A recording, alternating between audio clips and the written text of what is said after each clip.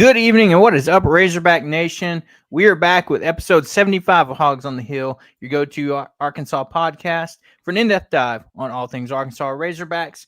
And man, we have a loaded show for you guys tonight. You know, we're going to talk about this coaching search and Alex Golesh and everything that's transpired today. We're going to talk about this matchup with Missouri on Saturday, and as well as the big matchup that Arkansas will have with Duke tomorrow on Thanksgiving. But before we dive into all this, we got to thank our friends over at Razor Pigs. Looking good never felt so fun. Razor Pigs is the Arkansas-born brand, bringing some serious style to the golf course, tailgate, and everywhere in between. From high-quality polos to head-turning hats, they've got what you need to rep the natural state with pride. Founded right here at home and now run by a Razorback-loving family. Razor Pigs is where comfort meets cool. So go hog wild and shop Razor Pigs today at razorpigs.us. And our friends over at Scarlet Letter, Arkansas's very own handcrafted spiked seltzer. You can check them out today. If you are in Northwest Arkansas, you can even check out the Core Brewery tap room in downtown Springdale, where you can get Scarlet Letter and all of its various flavors. Wednesday evening, and man, it's been a wild roller coaster of a 24 to 48 hours here in Arkansas. If you've been paying attention, with the whole from Sunday to with Brandon Marcello putting out 48 hours. And then, look where we are today. And, news breaking this morning of Alex Golesh agreeing to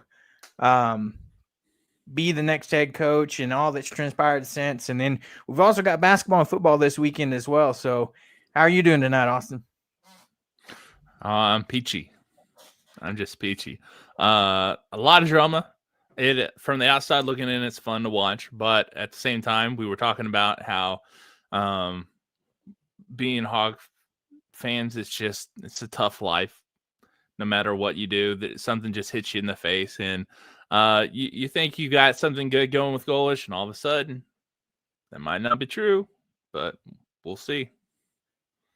Yeah, so we'll go ahead and dive into that. First thing, I think that's the thing that everybody wants to talk about, everybody wants to hear. And so, let's look at this timeline a little bit. So right around 9:30 this morning, you get the tweet from Trey over at 103.7 The Buzz saying, sources, Alex Golesh is in agreement to become the next Arkansas head coach. And so I'm like, okay. All right, is this the start of how this is about to go down? You wait a little bit, and still no big national media members or any of kind of the key people you'd think would be talking about this has said anything. And there's not a lot going on about it. And as we keep going, you're looking out through the day,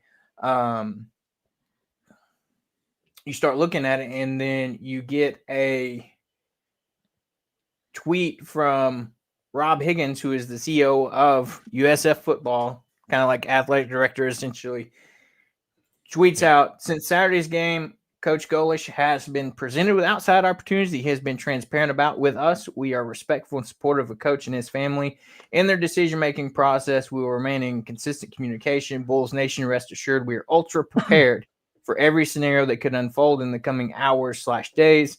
Our commitment and investment has never been higher, and we're also laser focused on being great stewards for our resources. Most importantly, the future of USF football has never been more bright. Go Bulls.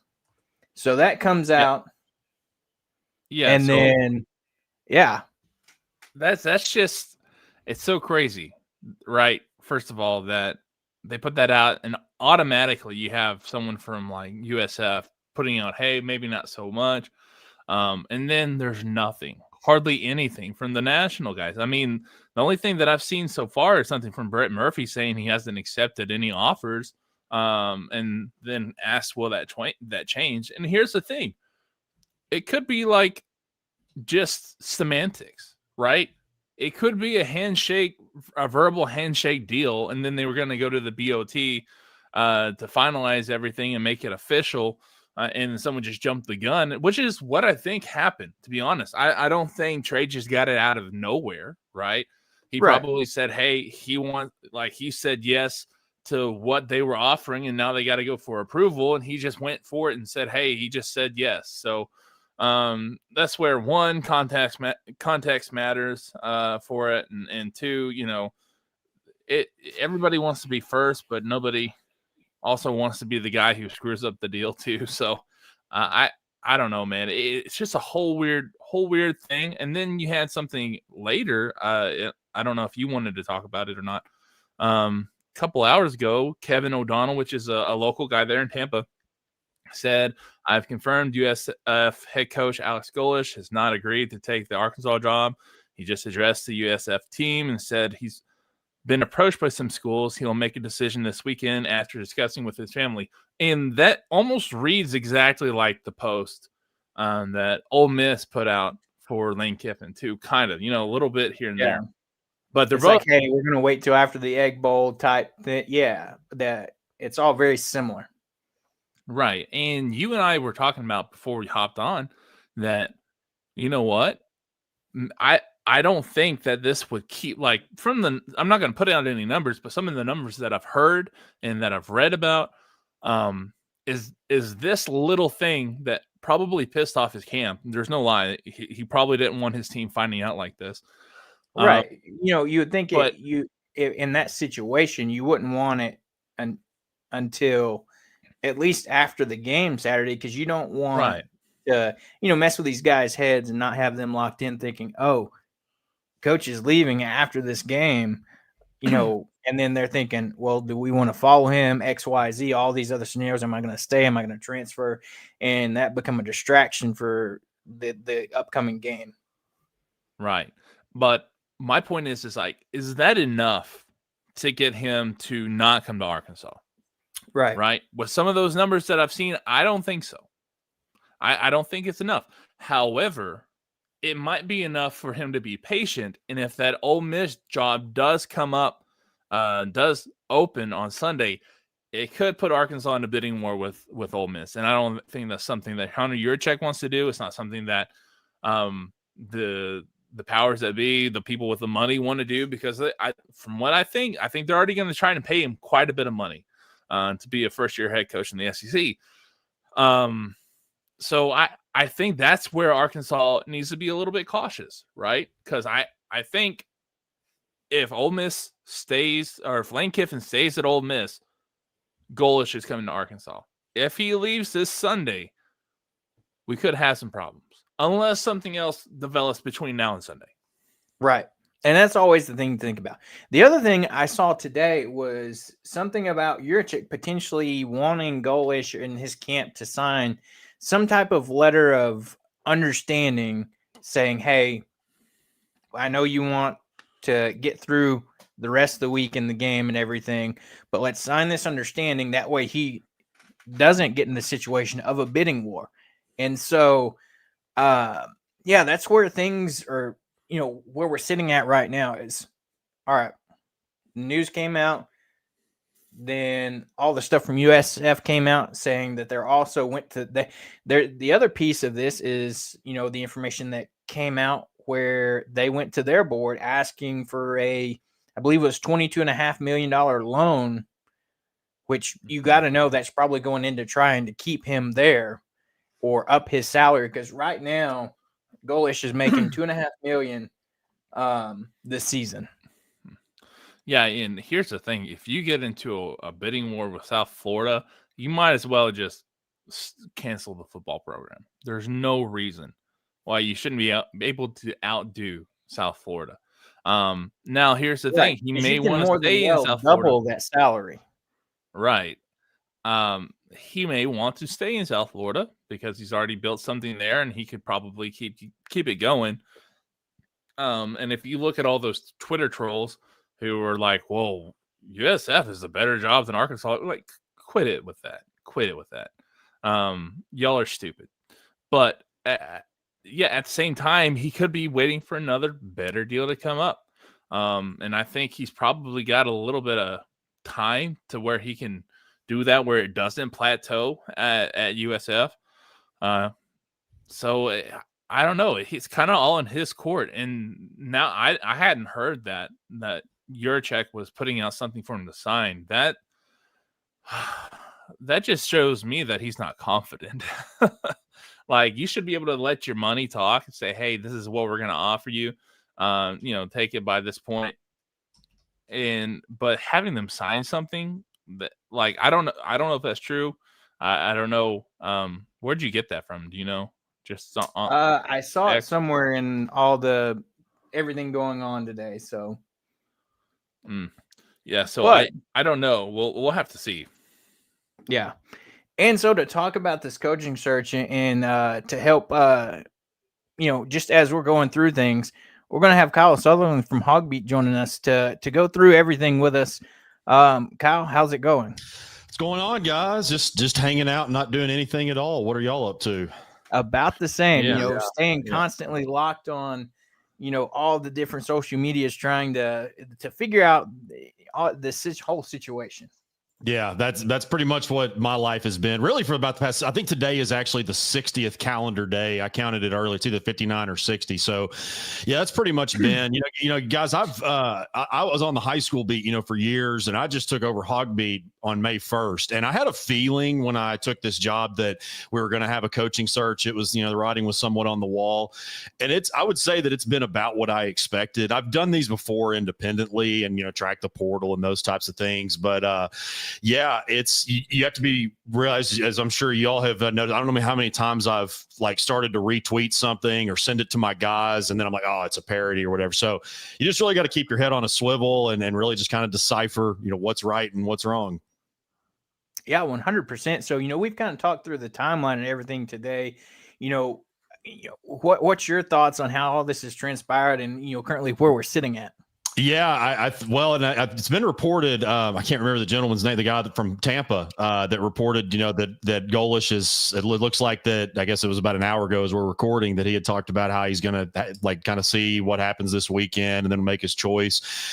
That could mean one. And forgive me if I'm repeating anything y'all said. That could mean one of multiple things. It could be one of those where he's just trying to be loyal to his team, finish out the regular season and see how it goes. But then again, still, I would imagine either way, still weighing his options since it's such a huge decision. But yeah, I think that certainly everything that I have seen out about how there was an offer basically set. Now, as far as being put in front of him to sign, I haven't heard anything, in that regard, but all things are, from my end at least, it is apparent that he was at least offered. That is what I have gathered. We actually got note of that this morning. I'm not trying to be like, oh, we got it before, but about 8:30 this morning, we got wind that there was confidence in his letter, and we were asked to sit on it, and so we did. And Trey Shapp went ahead and he reported around 9:25, I guess it was, and then went on the buzz and talked about the timeline and everything, but. From everything that I have seen, yes, there certainly has been an offer in place and then really didn't get much past. I'm not sure, exactly what happened past that, but at least it didn't get past the verbal agreement as we have seen. Right. And so the thought now is with all that being talked about and, how much could it, affect the whole situation, especially on Golesh and his camp's end that, this came out and maybe they didn't want it coming out. We kind of talked about earlier before the weekend and the game because, of course, we were talking about that's going to get your players starting to thinking different things and lose focus and whatnot. So, from that side of things, of course, he probably didn't want it to come out now, but could that affect the whole situation from your perspective? Of course, everybody's different, but I don't think that it would. I don't think that it would necessarily affect whether or not he can, because we all know, and he is very well aware that this kind of stuff is going to happen, especially in this age. I don't know how many times he's been asked the question about speculation, like in press conferences and stuff. I've seen it maybe once or twice circulating, but I know he has prepared his players for this kind of stuff as far as all the outside noise. So I don't think that it would necessarily it leaking early would botch anything. I think probably more than anything, it's maybe, he has a little bit more time to wait. And who knows, maybe the plan wasn't originally to let it, that's what it appears, at least it could be, was to hopefully this stayed quiet throughout the weekend and maybe has a little bit more time to weigh it. So there's a few different options in place, but really to answer your question, I don't think that really that would botch it completely from him coming here, just a leaked report or anything like that. Yeah, one of the things that I was curious about, because I know that if Lane Kiffin were to leave Ole Miss, that I think that he's probably pretty high up on their hot board. Let's say Lane Kiffin leaves on Sunday. Mm-hmm. Is that is that enough for him to maybe wait on this deal with Arkansas to see what he can get out of Ole Miss, and perhaps make it past early signing day, and now you have all this recruiting stuff to make up with too. Do you think that's a possibility, or maybe if Lang leaves, that Ole Miss comes in and swoops in at the 11th hour and takes him? That is 1,000% very, I mean, I don't want to say likely, but reasonable to think about possibility. Just because, again, I know, and look, I by all accounts, things that I've heard, things that I've seen, I think that Golesh is a great dude, loyal guy. But then again, guys, I mean, it's the world that we're in, especially in this industry. Money talks, especially the buyouts, these crazy contracts that they're signing. So that could very well be. And I think that we're supposed to, Saturday is when we're supposed to figure out, because the Egg Bowl's on Friday, so we should know everything with Kiffin by Saturday. Yeah, it could get really crazy. And I posted it on Twitter earlier today, or X. Like, I've been keeping a log of the coaching carousel, and it's fairly lengthy already. And I just think that we're getting started on it. Yeah, and that's the thing to think about too. Is it's like, no matter if he chooses Arkansas or if that case with Ole Miss comes about. We talked about earlier, he's sitting at USF making $2.5 million. So he's going to be at least double his salary, if not triple it, wherever he goes. And to Austin's point, it's like, I'd rather not get in a bidding war with Ole Miss at this point. But yeah, it just seemed like from the point where we started all this, after we knew there was going to be a coaching search, to where we have arrived now, it's just like been a very weird search. And how, just things have transpired. And what's your thoughts around that is like, from the perspective of how would you have say this whole search as a whole has been, and how Yurachek has handled it? I don't want to like hound on him too much yet. Right now, it's not looking good. We know that much, right? I don't want to say until it's completely over. I don't want to make my final judgment until then, because look, I don't have any reason to believe that there is like a massive smoke screen right now, but I'm also not ruling that out. I'm not going to get bid on that again. We've all been there, I guess, but it could be that. I think that the chances are very unlikely for that, but there's always that possibility. So on the outside right now, it's not looking good, especially since you were one of the first coaches. I guess what were they? They were one of the first ones, if not the first Power Four to fire a coach. I mean, 5 games into the season, it was one of the early ones. So you would think that they, especially since Virginia Tech's made a hire. Of course, I know that they're not P4, but like Colorado State's made, so there's been some. I think UCLA fired their coach about the same time as Virginia Tech. They were the first 2, I believe, and then we jumped in, and it was Oklahoma State. So Oklahoma State, that fired their coach after you did, has made a hire as well. That's right, Oklahoma State. I had to forget that one, because that was one of the the reported top candidates. I think that's the big one right there. I'm kicking myself for missing that one, because that's the one I think yesterday when I really kind of started to see more of the meltdowns. Like, oh boy, here we go. Like this is going to be bad here. So I think those. Especially the fact that you've seen some high, like with Franklin going, because I never really thought that Franklin, it was kind of in the back of my mind, of course, since he was so heavily reported, but I just didn't think that was going to happen, him coming here. So like whenever that happened and you're like, oh boy, and then Morris goes to Oklahoma State, that was when it was like, oh boy, here we go.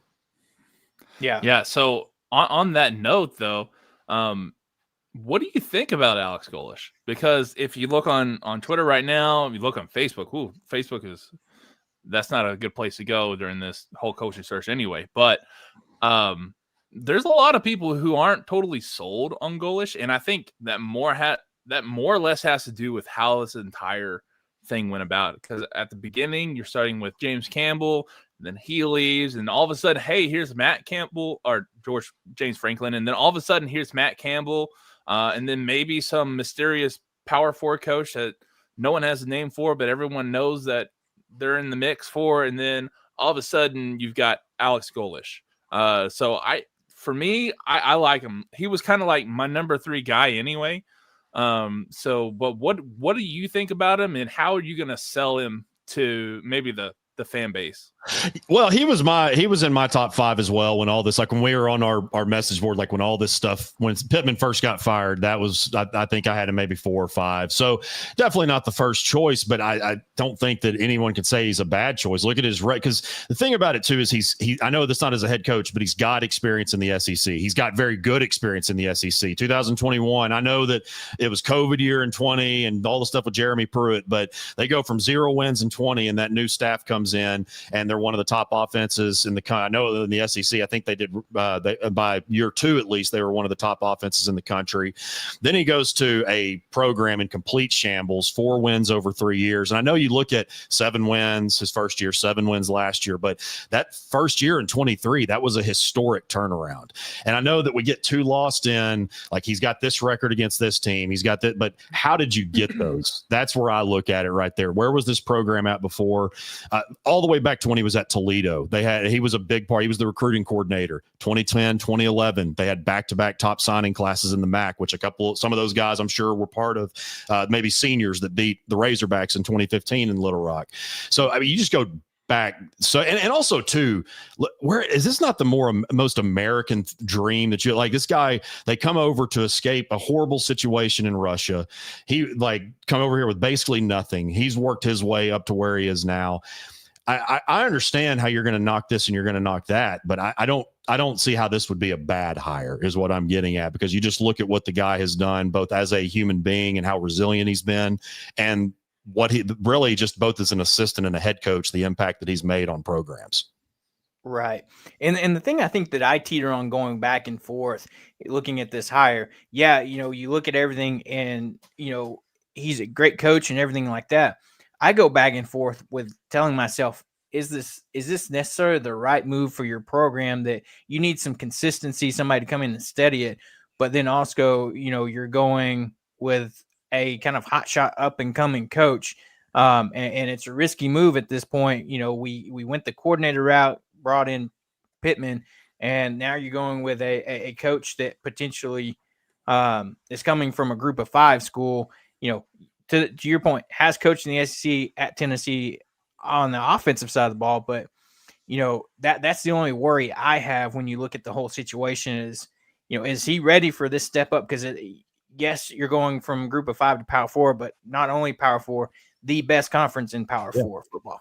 Sure, no doubt. No, and they're like 98th in the country right now, I think, in total. Like it's in the high 90s. Their defenses are totaled in their top 5 or top 10, something like that in offense. But I think we also have to back up, because that's one thing. Like when we're talking on my message boards and I'm talking with people and things like that, we're always trying to get to the bottom. Like, how did we get here? Why are we in this position? But then you don't have to look back too far and look at what our athletic director said. Look back to September at the Little Rock touchdown. I mean, I'm not trying to hound the guy. this is his own admissions, like how right. He said in a press conference, and he said at the Little Rock Touchdown Club, that this program is not in a position to see. And I know that that's obviously been a major point of emphasis with there's been reported over 20 coaches that they've talked to, or not names, but just reportedly 20 or more. But I think, man, you just have to look at this. This is a program that's about to finish probably winless for the 3rd time in 8 years in SEC play. You've just been at the bottom for so long. So, yeah, you have to think about, like, this might not be my first choice, but seeing what he's done and where the program is from a realistic standpoint, that's kind of where you have to look at it too, is just the leadership or lack thereof at times. Right. Yeah. So worst case scenario, though, say Golesh isn't the guy. Who's your next guys on the board? Now, who do I think it'll be, or who, like me personally? Let's go both. I think my answer to that would probably be Kane Womack. I would say that there was a lot of steam there. There were a lot of talks, and I think Sunday morning I sent a text out to one of our national guys, and they're talking about, the conversations are really picking up. But I think that's just because of obviously the Arkansas connections. I personally think, guys, I think they need a defensive minded coach. Obviously you've got to make sure that you bring in a good quarterback, and you got to have a great team all the way around, obviously. But I thought that a defensive minded coach would probably be the route to go, and that's another guy right there there. You look at Alabama this year, there's top 20 defense in the country, top 10 in some categories. And that's not the Alabama talent that they are. They're talented, obviously, but not compared to the NFL just on every single level at multiple positions. So at least, not necessarily as it stands, but I think that really with him, that's not really that's a coordinator that you probably do. I guess you could say take a chance on. I don't know that I like the term take a chance on him, considering he did really well in 3 years at South Alabama, second 10-win season in program history there. I think that's a program that started in 2009. So that would probably be one of the first names I look at. If it's not somebody like, I know that the conversations have kind of slipped away from Matt Campbell. There was a lot there. So if it's not something out of left field, I could see Kane Womack. See, and that's the thing that I was thinking too, is like, either we're going to go this route and hire like a guy like a Golesh, when the names were thrown out, Morris, Silverfield, those guys, or just like you said, it's going to be very similar to, the Coach Cal hire, where it came out of left field. Before that was announced, we were talking Chris Jans and Darrell Walker, and then all of a sudden, boom, it's Coach Cal. And then exactly. So that's my thoughts. And what's your thoughts on the whole Silverfield? I know that's been a guy that's been linked heavily too. Yeah. So I wasn't really buying that a whole lot yesterday, but then I started talking to a few different people, and I started getting some wind that, he had some conversations with, with some people in Arkansas, which I didn't verify that from anywhere else. Who knows how much that could, but I basically just kind of started getting these different messages. And so I dug into that a little bit more, and I'm not 100%. It's kind of like the Golesh situation, how people are saying that he might not be at Arkansas next year, but you're pretty confident he's probably not going to be at USF. I would probably almost pretty confidently say that about Ryan Silverfield as well. And that's also too, I mean, what if we're talking about hypotheticals here, Clark Lee, I don't think he's going to leave. I'd be real shocked if he left Vanderbilt, because he's talked about how he wants to make that program the best in the country. It's his alma mater. And we laughed when he said that at SEC Media Days in 23, and he's gotten pretty dang close to doing it, or at least well improved. So that's another domino right there that you have to take a peek at. I would especially look at that one maybe for Silverfield. That's just that no intel, just kind of connecting dots. Right. But yeah, I'm not saying he's out of the running, but I'd be shocked if he does get the job. Yeah, and that's the thing too, is a lot of people talked about, well, if you don't get anything done before Friday, Saturday, and that Lane Kiffin domino falls, who knows where this is going to go after that. And that's why I think there's some urgency on like, oh, it's not actually a done deal. Could we be in some trouble? And this is another one. I haven't seen anything other than it could be a lot of smoke. Gary asked, so was John Gruden even interviewed for the job? I have no reason to believe that. I don't want to say that because I don't know that for a fact, but anybody that look, there's been a lot of people talking. Everybody's talking to everybody now. I've been on the phone constantly, texting, phone calls, whatever it is. I have no reason to believe that he was interviewed, but I'm not going to say he wasn't, but I don't personally believe he was. Right. And it's one of those things where, we've talked about all these different names, could be and more than likely are just smoke screens that people are throwing out there kind of to divert the course. And so, yeah, it's very interesting. And one thing I was thinking about, and I was talking to Austin about, was it's like after this transpiring today, how much worse does that look on Juracek after his stunt on national television yesterday? Yeah, the last 2 weeks, the national media has been on him pretty hard. And yeah, that was pretty nuts. But so I don't know that it's necessarily like the whole 6-7 thing, or I think it's more back to we can't compete. Our earnings are at the bottom of the SEC, things like comments like that. That's just like, wow, I can't believe that, came out and said those types of things. But man, I think that really, it just goes back to more than anything about with him, he's got to close this thing strong. Like I was saying earlier, it's not looking good at all right now. That's the understatement of the year, that it's just not looking good. But then again, it's, a lot of people weren't too thrilled with Chris Jans. I know maybe some were a little bit more when when Chris Beard was rumored. But if you get it, I think that at this point, that with how like things went this morning and we're having to keep waiting. And if you do end up coming up with Golesh, I think that's going to really, there's still going to be people that are going to be upset. It doesn't matter who gets selected, but I think that that's going to definitely do wonders, and it's going to really give them a little bit more confidence. Like, okay, well, this was in line. It started to get out. Well, maybe allegedly started to get within away from their grasp is what I was trying to say.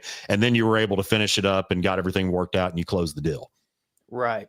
And that's the thing. He's been on thin ice, especially like you said, since, that moment at the touchdown club, everybody's like, have really been fed up with him. And to your point, and I've thought this way too. It's like, you look at the basketball hire, I don't feel like he necessarily should get as much credit as that was a lot of work done by John Tyson, that's good friends with Cal, and said, hey, go talk to him, more or less, than actually going through the coaching search. Like, he hired Eric Musselman. Yes, great hire. Really got Arkansas basketball back in, national media attention, back into a good spot. But yeah, you look at some of the past, how things have just been over the past year and a half, the whole, seating debacle at Bud Walton, people not being happy with that, and, then those comments, and now we're sitting here. It's like, at what point has this run its course, and, you've lost all support?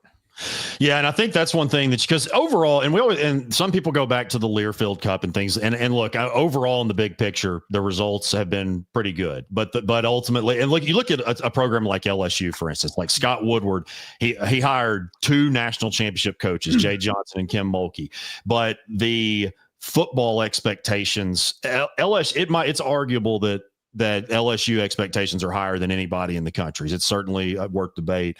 But then Arkansas, too, while you might not have LSU expectations, it all comes down to football. And so that's, of course, the biggest, and on top of some of the, outlandish things that he might have said.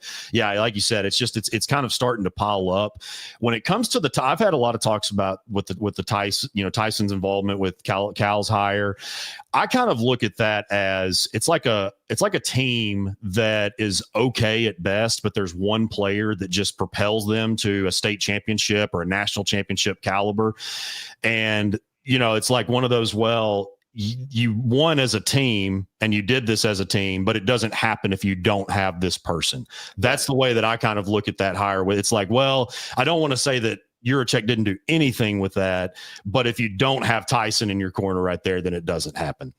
Yeah, exactly. So, yeah, and so I don't know. It's like this seems just par for the course on how everything's been this season for Arkansas. That this happens at this point in the coaching search. It's like, oh, you think you got a guy like down? It's like, as Lee Corso would say, not so fast, my friend. And so it just seems very much, I guess, quote unquote, the Arkansas thing at this point. Yeah, and that's fair. Yeah, well, no, and I was on a LSU. Carter Bryant's a real good friend of mine he does some film breakdown for Arkansas, I think Tennessee, LSU, and I was on his. We had him on the show before too. So yeah, Carter's a great friend of mine. Really, just genius with X's and O's. Known him for years, and I was on his LSU podcast, and he said, "Do you officially believe in curses?" And guys, I'm not one that believes in curses, but I told him kind of tongue in cheek. After LSU and Arkansas in the World Series last year, I think that was the closest that I've ever gotten to like, okay, I think this program is legitimately cursed. Now, I know I think it's fair for people to really start believing that and to say it, but I think I just go back to leadership. Or lack thereof. That's what I go back to, is ultimately because Indiana's proving that in today's climate. Now Indiana, they scored a phenomenal coach that we knew was a really good coach, but my gosh, one of the nation's best. Then you look at Clark Lee at Vanderbilt. I mean, they're a program. Even Ole Miss, like that's been the talk too, is that think about where Ole Miss, I know that it certainly wasn't on Arkansas level, but when Lane Kiffin took over there, they were not even close to what they are now. So you think, and Josh Heupel and Alex Golesh and those guys at Tennessee in 2021. So there's multiple schools that you could point to that have proven that you can win with the right backing. And it's been said hundreds and upon thousands of times, millions of times, that there is no reason why Arkansas in its location, and it stayed its corner of that pocket up there. There's no reason why they should not have the financial backing they need. Right. And I think the biggest difference between, Cignetti and like Lane Kiffin is that Cignetti just did it by being a good coach. I would say Lane Kiffin had more or less had energy that energized their boosters and energized their fans and really was kind of one of the leaders in NIL whenever it started. And whenever I think of Alex Golesh, I just don't know if that's a sexy enough hire to get really Arkansas's boosters on board. Now, you might be more connected to this than I am, but I was hoping for something like a James Franklin or Matt Campbell that could unify everybody. And I just don't know if Alex Golesh can do that right off the bat. I think that, sure, maybe he comes in and wins a little bit and maybe persuades some people with his personality, that kind of stuff. But I think some Arkansas fans are just going to have to be a little bit more patient going forward than they would have with a James Franklin or Matt Campbell. Oh, there's no question. And that's the thing, too. And I know patience is a word that is probably like a cuss word to Razorback fans at this point. And look, rightfully so. Yeah. But I think the biggest thing here, Austin, is he's certainly got to win the press. Whoever gets the job, you've got to dominate the press conference and just get get those juices flowing, get people excited. Got to win some recruiting battles because that recruiting is about as miserable. And look, you understand why it's at this point, but it's about as in a miserable standpoint, right? And I'm not talking about the kids that we have committed. I'm just saying with all the decommitments and all the uncertainty and things like that. So that's two things, right? I mean, got to dominate, not win. You got to dominate the press conference, and then you've got to score a couple of recruiting, and that'll really take kind of like what in 2023 when they brought Petrino in, everybody was surprised, but it was basically giving the fan base's annex for the offseason. Is essentially what that was to me. And so I think something like that to where you like I said, score a few big recruits and also win that dominate that press conference. Those are two things that you have to do right off the bat. Or also bring in a couple big time transfers. Exactly. And I think that's one thing you mentioned it, Kirk Cignetti. I think that's one thing maybe Arkansas fans hope they can catch, very similar situation. He came from JMU, a smaller school. So, if you're trying to, thinking some comparisons, hopefully, from an Arkansas fan's perspective, you're like, okay, maybe we can get lucky with the same situation, bring in Alex Golesh. Like you mentioned earlier, he had the high-powered offense at Tennessee, one of the best. When Hendon Hooker was there, they went 11-2, that really good season. And you're hoping, all right, can that translate over? And my thing is, like, to your point, defensive-minded coach would be great. But if you bring in a guy like Alex Golesh that is offensive-minded, I said today, if you're a check, you go to him and say, all right, here's a blank check. You go out and get the best defensive coordinator that you can get, because we've seen that's been a struggle for Arkansas over the past several years. No question. He's obviously going to get questions about offense and coming to America, growing up, in Brooklyn, or I think it was somewhere in New York and Ohio. He's going to get his wife being from Greenwood. But I think some of the first questions when you're talking about X's and O's and like his stat, it's going to be a lot about the defense, I think, and rightfully so. You're going to get a lot of questions. Of course, is he going to bring Todd Orlando with him? Is he going to get somebody else? I think those are going to be some of the first ones asked when we start getting into breaking down the team and the three phases of the game. And like I said, I mean, you look at the defensive numbers, it's understandable to, especially look, it was at the Navy game. I think they were down a lot. They made that comeback and then they ended up losing it by like a field goal at the end, stuff like that. That's what people are going to really point at. And I understand it, especially with how the Razorback defense has been. I mean, I think that even though that really the past few games, haven't gone great, the rush defense has improved and they're tackling since Petrino took over. The tackling has gotten at least a little bit. I know that you didn't have, there was nowhere to go but up with how sloppy people were with getting in position and wrapping up. But that's going to be a lot of the questions, just because, like you said, how bad the defense has been. Yeah, and so we've talked about it. But from your point, Nick asks here, if you had to put a percent on Golesh, what would you say? Would you feel right now is the percent right now? I would say I'm about 75-80 right now. And that's just because I completely am pretty sold on the fact that there was the verbal agreement there, just a few things that had as far as before the pen gets put to paper and the ink dries. I would say about 75-80 right now. I still think that is a very good chance, but whether he decides to go an opposite way, whether he gets a better deal, that just kind of remains to be seen, probably, by Saturday or Sunday, it seems. Right. And so, don't want to keep you too much longer, but another thing, hypothetically, we've talked about some situations. Do you see a scenario or a situation in where there's some way that after this new coach is hired, that Petrino is retained in some capacity, whether it's like you go get a Kane Womack that's a defensive-minded coach, does he retain somebody like Petrino, or do you think after his post today, that appreciation, thank you Arkansas fans, that he posted out today, do you think that's kind of the writing on the wall that he's done? He knows his time at Arkansas is probably over for the second time, but for good? Yeah, I think it is for good. And guys, I think I'm certainly of the camp. Look, I appreciate Petrino. Look, I'm certainly someone who believes in second and third chances. And I appreciate the fact that he wanted to come here at such a tough time. And really, look, by all accounts, he really did do a good job of keeping this team together. I got to give the players credit. Anytime we get them in a media session, they're still upbeat. They answer our questions. They're extremely respectful, really great. You hear from him, great attitudes all the time. And that's what we have seen as well.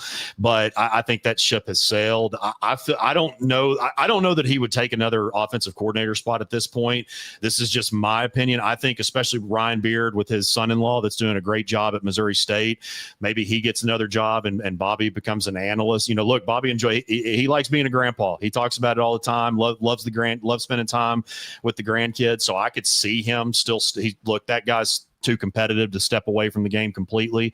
I could see him maybe doing like an analyst type role with Ryan. And of course, Nick Petrino, his son is Ryan's OC, and then his other son-in-law is the DC. So I could see something like that, but I don't think Petrino, I think he's certainly 100% done at Arkansas.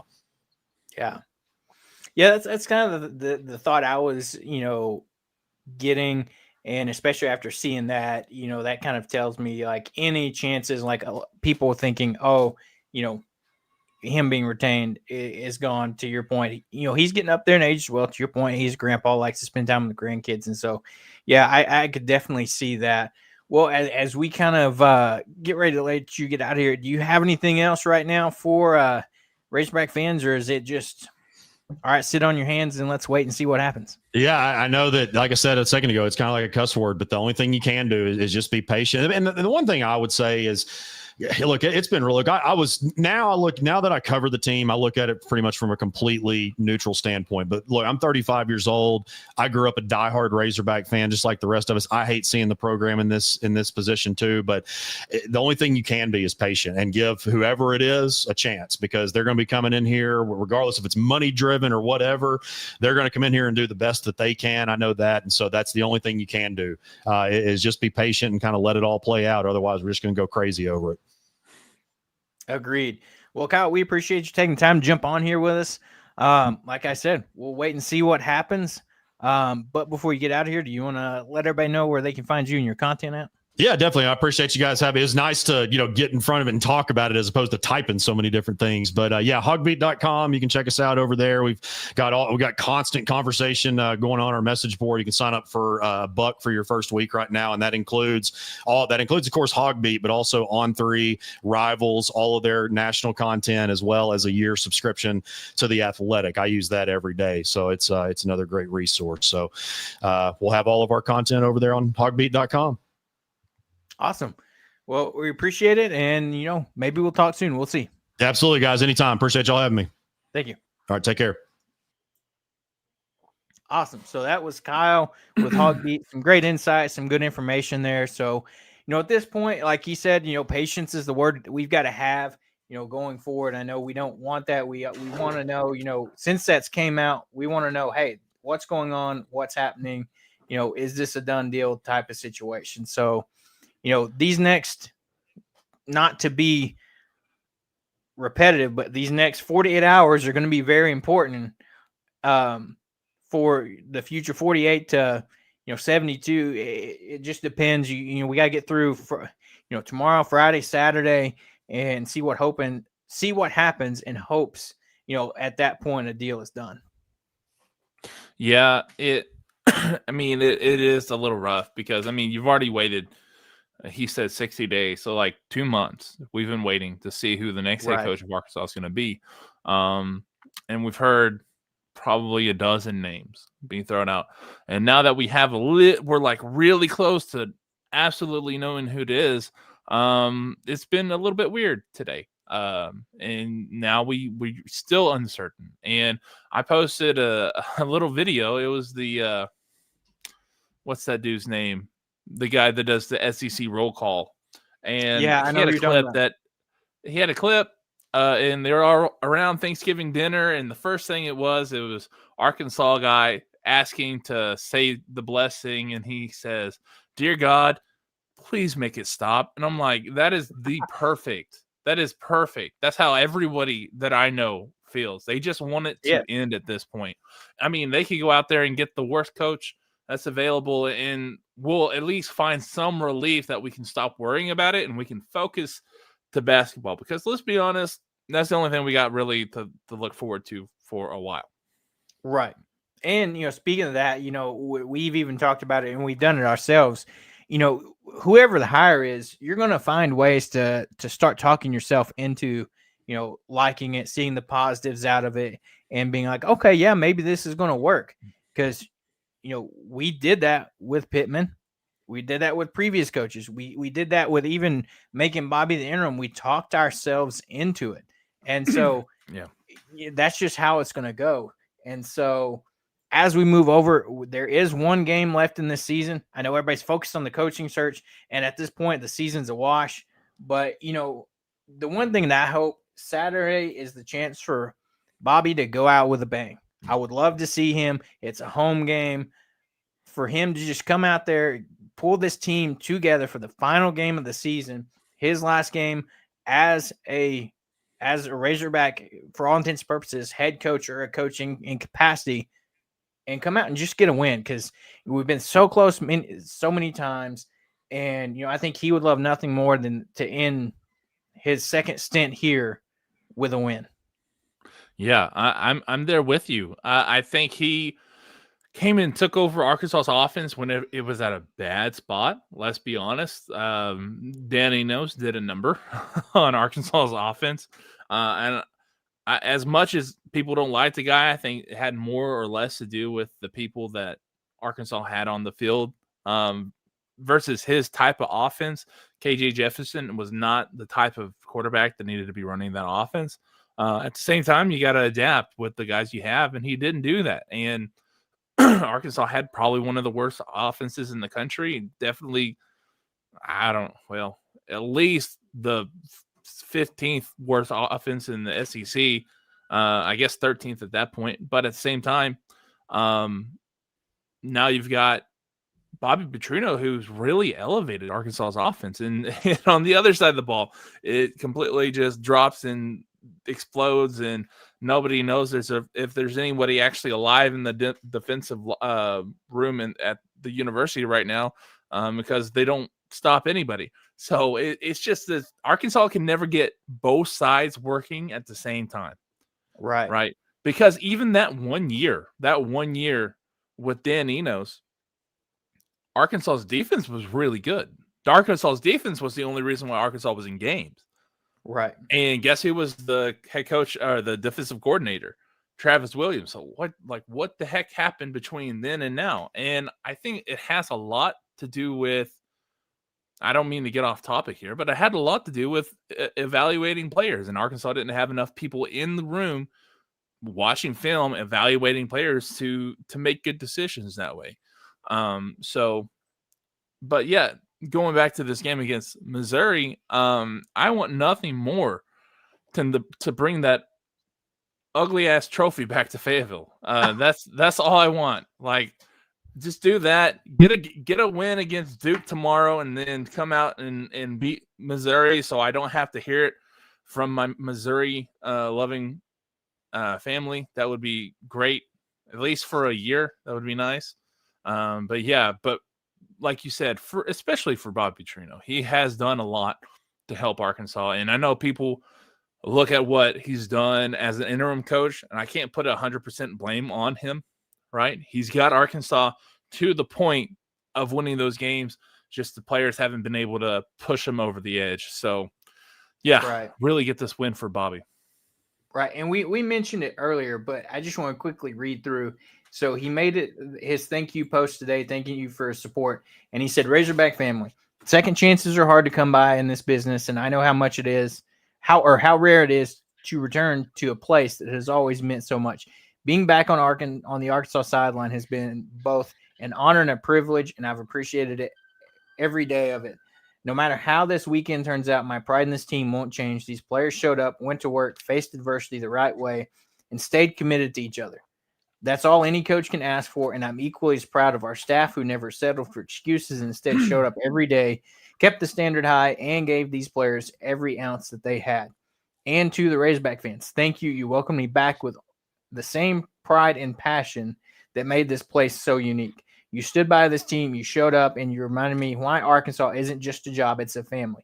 Whatever the future holds, I'll always be grateful for the opportunity to lead this team again and to be part of this Arkansas community once more. From my family to yours, I wish everyone a safe and blessed Thanksgiving with respect and appreciation. Bobby Petrino, WPS. Yeah, and I don't know if we talked about it on the pod or if it was before, but it's just insane that he's not even out the door yet, and he's given this letter when Sam Pittman hasn't done anything in 2 months. Right. I was a Sam Pittman fan, and that it is kind of weird that he hasn't said a thing, hasn't put out a thing. Especially for a team that gave him his first gig as a head coach. Right. And so just a quick couple updates as we're going into this game. Injury report, first initial one came out today. The only change here, Braylon Russell is questionable. Andy Jean is questionable. We know Braylon Russell missed the past 2 games with a concussion issue that Petrino had hinted at. So, hopefully he's trending towards being able to play. It'd be great to have that 1-2 punch of Mike Washington and him for this last game. Andy Jean questionable. Not sure what's necessarily happened there, but haven't seen a ton out of him this season. You've seen a few catches and a little bit of targets early in the season, but not so much here lately. You've seen more targets by for Crutchfield in the past few games than you have Andy Jean. And so looking at this game, Bo Prabula, the transfer from Penn State, is back. He was back last week after, that high ankle sprain issue that he dealt with that kept him out for a few games. But they've got the spread for this game set at 2.5 in favor of Missouri. So, it's less than 3 points. So, hopefully we're not in for what's been the trend this season, a close 1 point, 3 point loss. But, 2:30 on Saturday, it would be fantastic, like you said, for us, Arkansas to win and bring that ugly trophy back home and switch out the quote unquote battle line from yellow to red. Yeah, that'd be great. I'm glad that is surprising because part of me thought that Braylon Russell was going to just, wait out the season and leave because, everyone saw the writing on the wall. But if he comes back, it gives me hope that he comes back. And let's be honest, he's a good running back. You want him to come back. I know there's some people online who are, just like burn it all down, start from scratch. You don't want to do that, right? You don't want to have to rely He's that the guy much that I would on keep it. Right. And there's receivers you want to keep. You want to keep Courtney Crutchfield. I mean, he's only seen a couple catches this year, a little bit of time, but whenever he did, his first catch of the season was pretty impressive. I'm not going to lie to you. You want to keep Antonio Jordan. There's some, I think Quincy Rhodes is probably going to go to the draft. The kid's good. So, but there's probably 1 or 2 at least guys that are in depth wise that you want to keep and develop on the defensive side of the ball. That's really where you're going to get most of those transfers coming in this next season. You're going to have to do that or you're going to have a bad defense again. So you want some of these players from a good offense to stay. Right. And thinking about specifically if it is Golesh, imagine that combination of him and a guy like KJ Jackson that fits his offensive system. That would be one of my main focuses. But to your point, and he talked about it today on 103.7 The Buzz, is Caden Kittler, the center, has more eligibility, and he said he would love to stay at Arkansas another year, but he wants to see who the new coach is going to be. So to have a guy like him, if he were to come back and kind of be the anchor or the key piece of your offensive line, that already set you up well, going forward. And then you have talented guys like Shaq McCroy that if you can get him to stay, you have some great young pieces to build around there. And to your point, if you can keep some of these young receivers, Braylon Russell, KJ Jackson, you've got a lot of pieces to work with where, if I'm looking at it and we thought we might have done it last year, but we didn't. If you can keep a lot of those offensive pieces, you've got to go 110% in the portal focused on improving this defense and bringing the players in. And a guy like Golesh or whoever the coach is, if he's a head coach and comes from a program, you're more than likely going to have some players follow. And so, sometimes that can be good and sometimes that can be bad. And so, that's what I would be looking at as well. But yeah, we'll see what happens on Saturday, 2:30. It's, weather doesn't look great at all. It's supposed to be cold and rainy. So what a fitting way to end the season for Arkansas. But, hopefully, like we said, they can get a win, send Petrino off with a bang, and, maybe cap off a positive note to what's been just a flat out terrible season.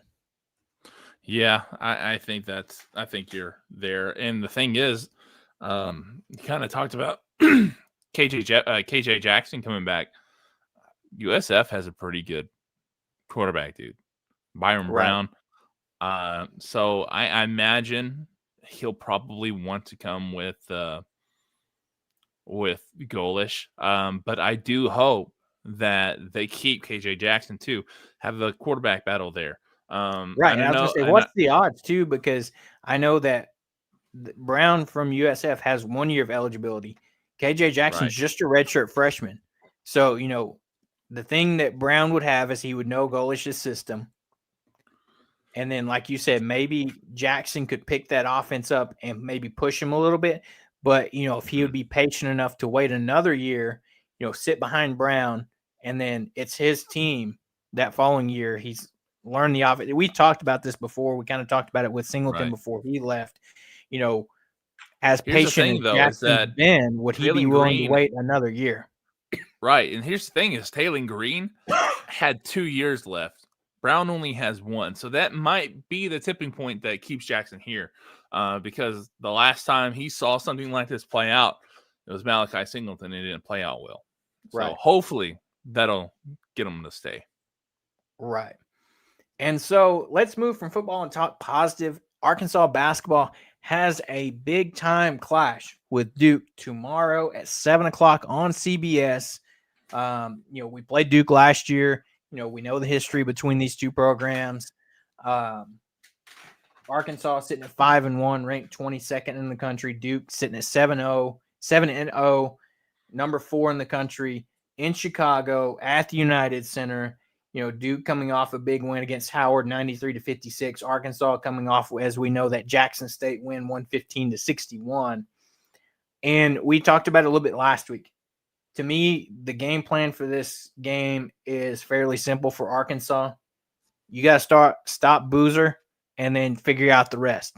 Because if you can't stop him, that's going to be a big-time problem. The spread right now is set and has Arkansas as a 10.5-point underdog in this one. So, it's going to be an uphill battle. And Arkansas, the bigs are going to be under a lot of pressure, and they're going to be a key piece in this offense. If you come out and play like you did against Michigan State, it might not be a fun game.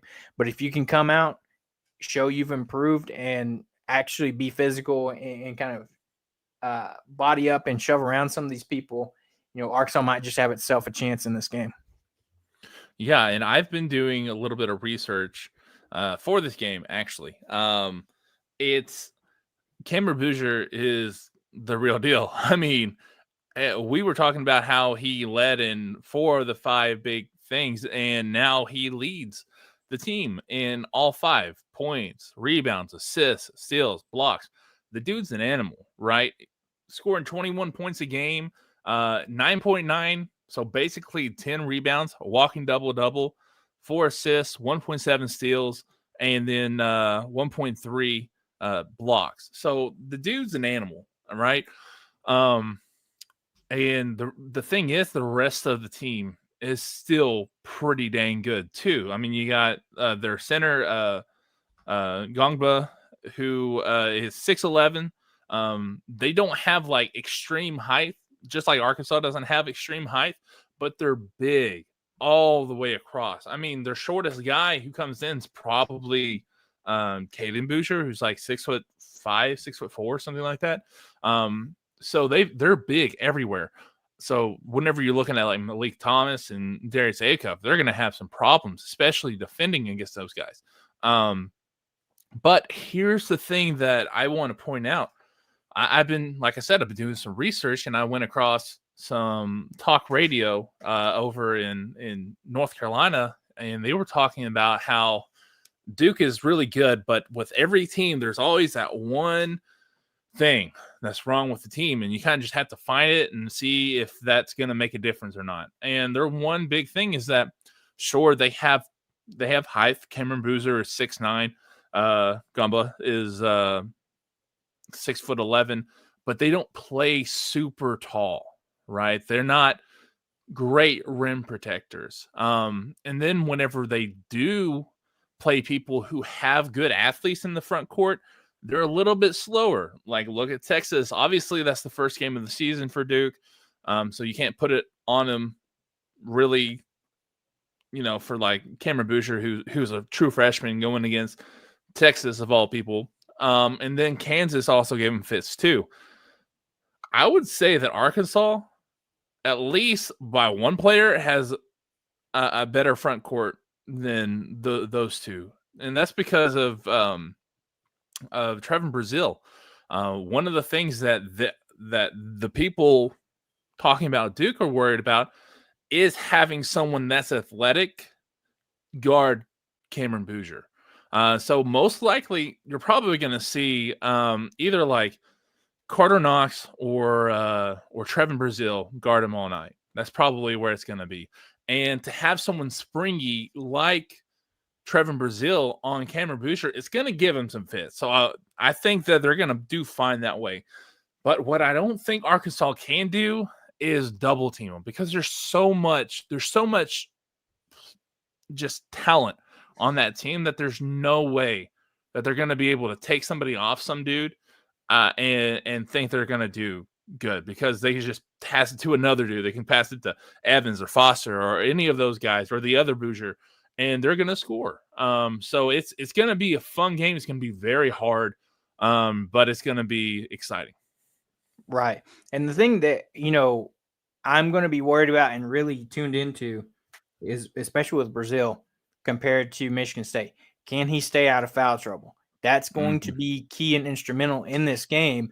And, talking about athletic guys, a guy that ain't no slouch in the athletic categories, you got to remember Nick Pringle is a very athletic big too. So, I think Arkansas is long and lengthy and athletic. And to your point, that can be something that plays in Arkansas's favor. But to your point, yeah, you put a guy like Trevor Brazil on Boozer, the key there is, can he stay out of foul trouble? Because if he can, then you're setting yourself up well with a guy that can stay in front of him and be able to maybe give him some fits in this game. And so that's going to be key. And that's the thing, is that on the offensive side of the board, of the ball, I don't think they're as physical as Michigan State was. They were pretty strong, pretty physical down low, and they played vertical. From what I've seen and what I've read and heard from these guys at Duke, is that Ngamba isn't going to be that, right? He's gonna get his due, right? Dude averages 13 points a game as a center, right? So he's gonna get his stuff. But he's not gonna go out there and bang bodies. He's not gonna He's not gonna back you down, off the ball in the post, right? And yeah. So Arkansas is going to be able to score on these dudes. They're going to be able to probably get into the paint, especially with Malik Thomas and Darius Acuff. Those guys can drive. Right. So I think offense is going to be wide open. It's the defensive side of the ball that I'm worried about, because they already have some troubles against smaller people like Stanford, and gave up 83 points to. Yeah. And so that it's going to be fun to watch this game tomorrow. I think it's another one of those. I called it against Michigan State. This is going to be a measuring stick game. It's like we saw where we're at against Michigan State. What improvements have we made between now and then? And where can you really judge yourself against a Duke team that's undefeated? Yeah, maybe their schedule's not, insane impressive as far as who they played. You mentioned Texas early in the season, they won by 15. But since then, they played Western Carolina, Army, Indiana State. They did beat Kansas by 12, which is another big-time program that they played. Then they played Niagara and then Howard.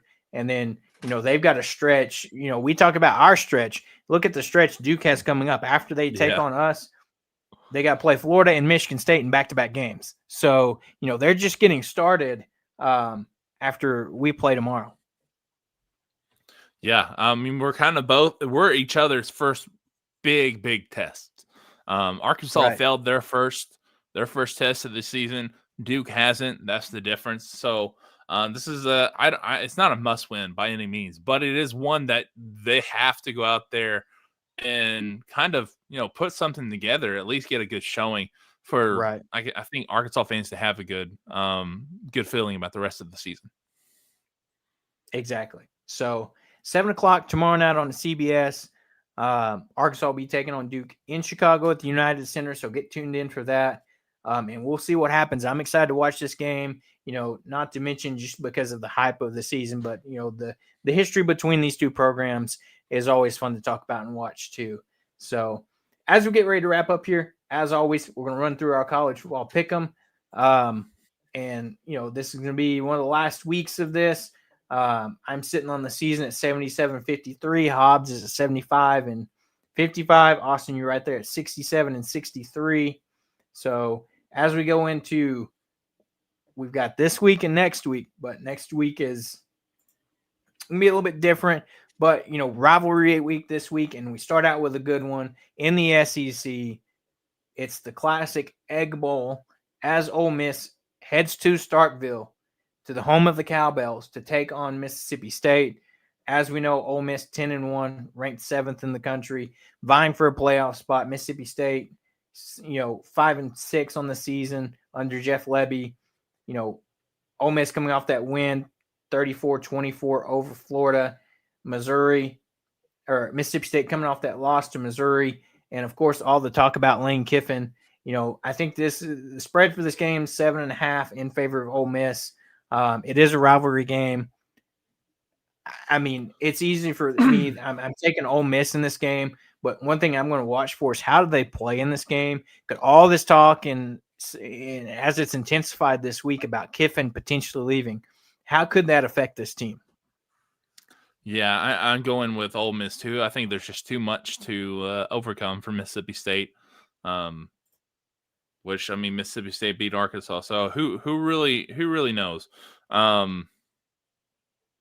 No, I'm sticking with Ole Miss. I almost flipped it right there. But I'm going to stick with Ole Miss.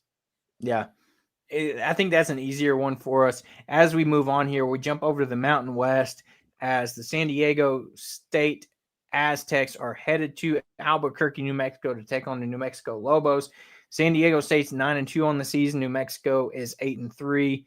San Diego's coming off a win over San Jose State 25-3. New Mexico coming off the win over Air Force 20-3. Spread in this game, San Diego, the road team, favored by 1.5. So we're talking coin flip in this one. Who are you taking? I'm going to go with San Diego because they have the better record, and I have no idea about either one of these teams. So, and I know a guy. I played with a guy who went to San Diego, so I'm going to go with them. I was about to say, yeah, you look at everything, better record, Mountain West, New Mexico 5-2, 6-1, San Diego State. You look at some of the stats and things in this game with these players, and I'm kind of with you on this one. I'm definitely going to lean towards San Diego State in this one. As we jump back over to the SEC, another big-time matchup that could have playoff implications on the line. Number 3 Texas A&M is headed to Austin to take on the Texas Longhorns. As we know, Texas beating Arkansas last week, playing with their cupcake, 48-0 last week, beating Samford. Spread for this game, 2.5 in favor of A&M.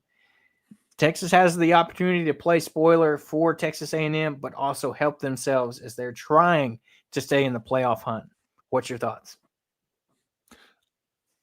Yeah, I'm really tempted to pick Texas. But at the same time, I just don't. The Aggies have found a way to win every single game. And I don't think Mike Elko is going to stop. So I'm going to go with the Aggies to go perfect 12-0 this season. I was about to say, I wish this pick'em would give us an option to say neither team can win, because that's how I feel about this matchup. I don't want to root for A&M. Hits the stadium. Exactly. I don't want to root for A&M. I don't want to root for Texas. Both terrible colors. I hate both schools. But if I had to choose one to win, it's tough. I don't know. And, like you said, it's hard to pick against A&M. You've seen what they've done this year. Elko's, they found ways to win. And, yes, we made Arch Manning look like a superstar last week. But in the rest of his games, yes, he's improved down through the rest of the season towards this second half. But that A&M defense is probably going to be one of the best defenses they see all season. And I just don't know if I've seen enough out of Texas to have confidence in them. They went to Georgia, got sent packing real fast. And so in a big-time matchup, I've got to go with a team that's done it. It kills me to say this, but I've got to pick Texas A&M in this one. Yeah.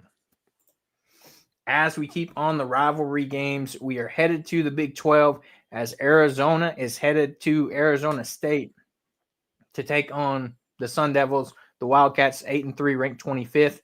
The Arizona State ranked 8-3, same record, ranked 20th. Both teams coming off wins. Arizona beating Baylor, Arizona State beating Colorado.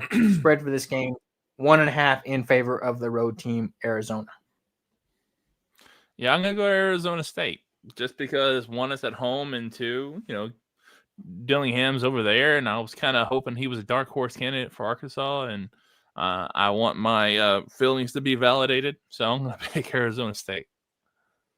I'll go with Arizona in this one. They are the road team, but we'll see what they can do. Rivalry games, weird things happen there, and so we'll see what the Wildcats can do against, like you said, Kenny Dillingham and the Sun Devils.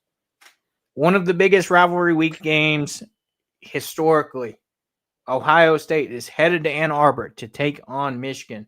As we know, Ohio State, number 1 in the country, 11-0. Michigan ranked 15th, 9-2 on the season. Both teams coming off wins. Ohio State beating Rutgers 42-9. Michigan beating Maryland 45-20. The hype around Michigan, as we know, Bryce Underwood, Julian Sayin for Ohio State. Spreading this game is a large 9.5 in favor of the road team, Ohio State. I think this one, I was about to say this one is cut and dry for me, but in this series, weird things has happened over the past few years between these two games. Yeah, with it being in Ann Arbor, I am very tempted to pick Michigan, but I'm going to go with my head instead and pick Ohio State. Yeah, I'm going to follow suit there. Ohio State, it's just, can Michigan play spoiler? That is the question. And we've seen that over the past couple of years. And this Ohio State finally take care of business, get it done this season instead of, falling at the odds of a rivalry game that's so intense between these two schools. We jump over to the ACC as Miami is headed to Pitt to take on the Pittsburgh Panthers, number 12, Miami 9-2, Pittsburgh ranked 22nd at 8-3. Miami coming off 34-17 win over Virginia Tech. Pitt coming off a surprising victory on the road over Georgia Tech, 42-28, dashing their playoff hopes. The spread 6.5 in favor of Miami in this one. Does Pitt have it in them to do it again? Maybe. I think Pitt's good. I like their quarterback. But I'm gonna go with Miami. I'm gonna pick them to go. I think Georgia Tech still has a chance to go to the ACC championship. Am I wrong on that? I think they have the chance there, but if you look at as far as in terms of college football playoff hopes, they got that second loss, and that's tough. If you look at the ACC standings, Virginia, Pitt, and SMU are all 6-1. So, Gotcha. But I'm gonna go with Miami there. I am as well. I've seen Pitt do it. They've had some, impressive, crazy games this season. But this Miami team, even though they do have 2 losses, they're still a tough team to play. As we jump over to Conference USA, Western Kentucky is headed to Jacksonville to take on Jacksonville State. Western Kentucky coming off a close loss where they had a chance at LSU last weekend, 13-10. Jacksonville State coming off a loss to FIU, 27-21. So both these teams looking to get back in the win column this week. Spread for this game, 2.5 in favor of the Western Kentucky Hilltoppers. The dude at ESPN who creates these lists must be a Jacksonville State alum or something, because there ain't no way that they have them weeks on there at least. Yeah, it's ridiculous. So for that reason, other than the fact that I think our Western Kentucky has a better record, I'm picking the Hilltoppers. I was about to say I'm going to pick the Hilltoppers based off. I love their logo and their mascot, even though he's not the true Big Red. I love what they've done with some of their uniform combos. In the past, they've done the helmet logo where each position, their mascot is doing a different. He's standing different on the helmet, whether it be the quarterback, it's like he's back to pass, running back, they're running the ball type of thing. So they've done some cool stuff. So give me Western Kentucky in this one. As we continue over to the Big Ten, Oregon is headed to Seattle to take on Washington. Oregon, number 6, 10-1 on the season. Washington, 8-3. Oregon coming off a 42-27 win over USC. Washington coming off the road victory, 48-14 over UCLA. Spread for this game is 6.5 in favor of Oregon. They continue on and keep their playoff hopes alive, or does Washington have some magic to dash those playoff hopes? Yeah, I think Oregon wins handily. Yeah, this one to me, it's very simple. Go Ducks, but we'll see what Washington does. It would be the funniest thing for them to take care of business against Oregon and send them packing from the playoffs. We'll jump back over. Our final 2 games are going to be in the SEC rivalry week. It's hard to beat some of these SEC matchups. And you have the battle for Tennessee. Vanderbilt is headed to Knoxville to take on Tennessee. Vanderbilt ranked 14th, 9-2. Tennessee 8-3, ranked 19th. Both these teams coming off wins. Vanderbilt beating Kentucky last week. Tennessee beating Florida on the road last week. Spread for this game, 3.5 in favor of the home team, Tennessee. Hang on. I pick, who I'm picking, Vandy to get their first 10-win season ever. Okay. Yeah, it's Diego Pavia and his you look at his touchdown ratio, 26 touchdowns to 6 interceptions, adding 8 touchdowns on the ground. It's just been a magical season for Vandy. They're still trying to, like you said, get that 10-win season. They don't have any necessarily hope for SEC when it comes to conference titles. That's going to be between A&M, Georgia, Ole Miss, Alabama. But yeah, they could get that 10-win season, and I'm all about it. Let's go Vandy and see what Diego Pavia and what they can do the rest of the season. This big time matchup with in-state rival Tennessee should be a fun one to watch at 2:30 on Saturday. Unless you're an Arkansas fan, then you're going to put yourself through watching the Arkansas game. Yeah. Finally, wrapping up one of the bigger rivalry games in college football, the Iron Bowl. Alabama is headed to Jordan-Hare to take on Auburn. Alabama coming off win against Eastern Illinois. Auburn coming off a win against Mercer. So both these teams not playing anybody last week. Spread for this game, 3.5 or 6.5 in favor of Alabama. Does Jordan Hare have some magic for Auburn to get bowl eligible in this one? Or does Kalen DeBoer take care of business in what is a pivotal game for him and his tenure at Alabama? You cannot lose to Auburn. That's the easiest way to get fired. Yeah, I think that there's too much going on for Auburn. Looking for a new head coach, dealing with all that junk. Quarterback change last week, playing the young guy. Right. I think Alabama's going to take it. Yeah, it might be electric. It might be by one score, but I think Alabama's going to take it. I agree with you there. We'll see. Does DeBoer wear his black hoodie of death, as they call it? What does Auburn do? Does Jordan Hare have some extra special magic in it to as we know, we've seen some wild things happen there in the past few years between these two schools. So it'll be a fun one to watch. 6:30 on Saturday. So tune in for that one. It'll be a fun one to watch. And that wraps up our pick'ems for this week. Just stay tuned. I'll say it for sure in a minute, but make sure to stay locked on with us, because with everything going on in this coaching search, as soon as we have some news, we're going to let you guys know as soon as possible when we have something solid for sure. And so anything else you got before we wrap up and get out of here, Austin?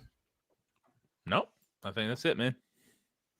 Yeah. So don't forget to like and subscribe to the show on YouTube, Apple Podcasts, Spotify. On YouTube, hit that like and subscribe button. That way you know when we go live next, because more than likely, if we're going live and it's not Sunday, we're talking about the coaching situation. And then if we are going live on Sunday, it's our regular show. Plus, we are probably still talking about the coaching situation. So make sure to be tuned in for that.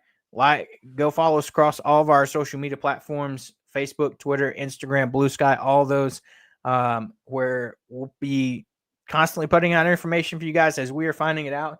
So unless something crazy happens in the next few days, we'll see you guys on Sunday as we recap everything. So for Austin and myself, we're going to get out of here. Everybody have a great Thanksgiving and enjoy the time with family, whatever you're doing. And we'll see you guys next time.